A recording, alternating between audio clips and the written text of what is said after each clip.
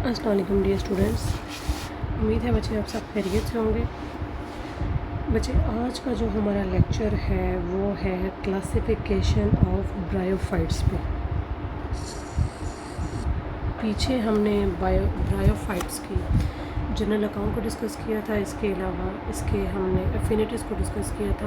आज के इस लेक्चर के अंदर हम इसकी क्लासिफिकेशन को डिस्कस करेंगे। अगर ब्रायोफाइट्स की क्लासिफिकेशन की बात की जाए तो बच्चे ब्रायोफाइट्स को 3 मेन क्लासेस के अंदर क्लासिफाई किया गया है, और वो क्लासेस कौन कौन सी हैं? हेपेटिकॉप्सिडा, ब्रायोप्सिडा, एंथेरोसीरोप्सिडा। ठीक है। हेपेटिकॉप्सिडा को रिवरवर्ड्स भी कहा जाता है। अगर सिंपल सा वो कह दें कि कहीं डिस्कशन हो रही हो और कहीं लफ्ज़ आ जाए रिवरवर्ड्स, तो आप ऑटोमेटिकली आपके माइंड में आ जाना चाहिए ये हेपेटिकॉप्सिडा वाली क्लास की बात हो रही है, और ये क्लासिफिकेशन किसकी है? ब्रायोफाइट्स की। सबसे सिंपलेस्ट फॉर्म ब्रायोफाइट्स के अंदर हेपेटिकॉप्सिडा की होती है, मतलब रिवरवर्ड सबसे सिंपलेस्ट फॉर्म है ब्रायोफाइट्स की। ठीक है। अब इसकी हैबिटाट की बात कर लेते हैं, मतलब ये रहते किधर हैं? मॉइस्ट रॉक के ऊपर रहते हैं, वेट सॉइल के अंदर। ऐसी रॉक्स जो जिसके ऊपर नमी मौजूद हो, या ऐसी मिट्टी जिसके ऊपर नमी मौजूद हो, या वो गीली मिट्टी हो, मॉइस्चर हो उसके अंदर, ऐसी जगह पे हेपेटिकॉप्सिडा यानी लिवरवर्ड्स रहते हैं।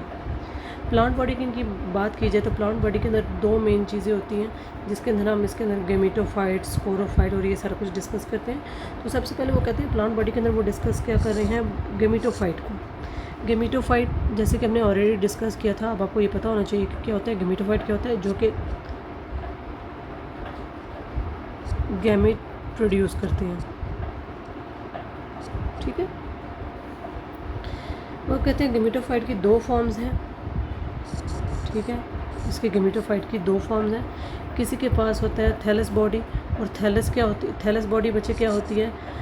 थैलस ऐसी बॉडी होती है जिसके अंदर हम प्रॉपर्ली रिकॉग्नाइज नहीं कर सकते कि रूट, स्टेम और लीफ कौन कौन से हैं। ठीक है। डिस्टिंग्विश नहीं कर पाते। इसके वो क्या कहते हैं?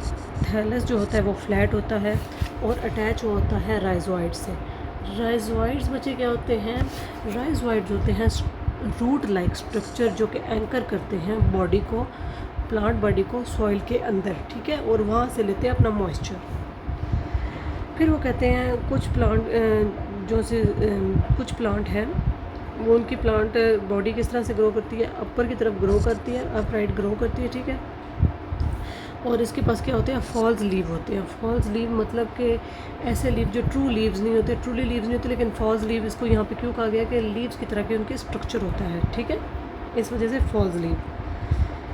सेक्स ऑर्गन की बात की जाए तो वो कहाँ मौजूद होते हैं? वो टिप पे मौजूद होते हैं और इरेक्ट होते हैं, सीधे होते हैं और टिप पे मौजूद होते हैं।